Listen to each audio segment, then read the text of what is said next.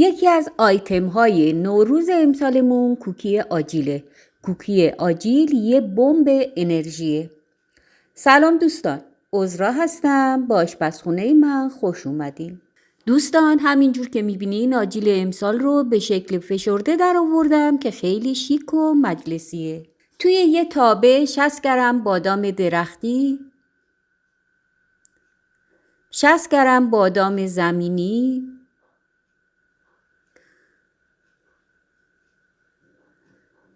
50 گرم گردوی خرد شده. خرد کردن گردو جوری باید باشه که به بقیه آجیلمون سایزش بخوره. خب اینا رو روی حرارت متوسط میذارم و کمی تفت میدم، به خاطر اینی که آجیلای من خام هستن. جوری تفت بدین که طعم خامی آجیل گرفته بشه اما نسوزن.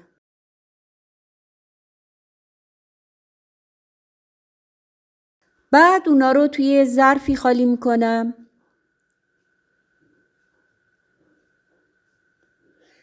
40 گرم تخمه کدو روش میریزم. 40 گرم کنجد خام.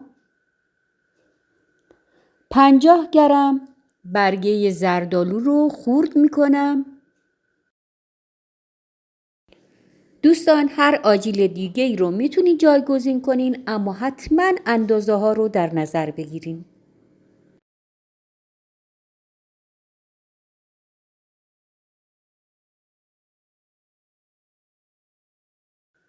و بعد برگه زردآلو رو هم به بقیه آجیل اضافه میکنم. خوب مخلوطشون میکنم.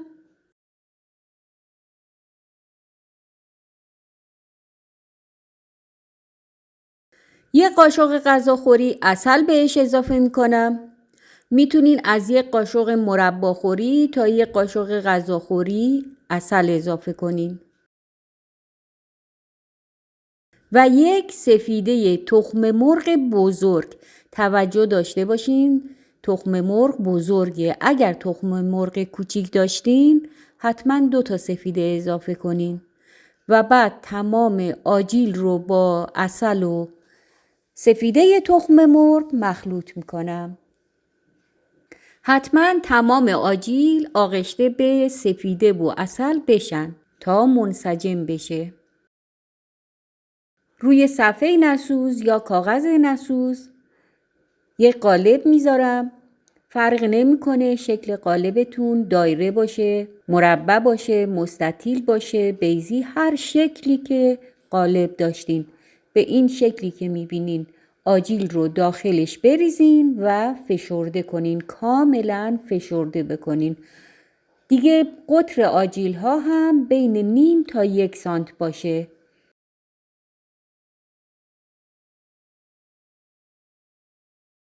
بعد از فشرده کردن آجیل خیلی با ملاحظه، جوری که شکل آجیل به هم نخوره، قالب رو از دور آجیل خارج میکنم و بعد اونو توی فری که از قبل با 170 درجه سانتیگراد گرم کردم بین 8 تا 10 دقیقه میذارم تا بپزه و آماده بشه. تا زمان سرد شدن صبر کنین که شکلش به هم نخوره. بعد از سرد شدن میتونین آجیل رو از توی سینی بردارین.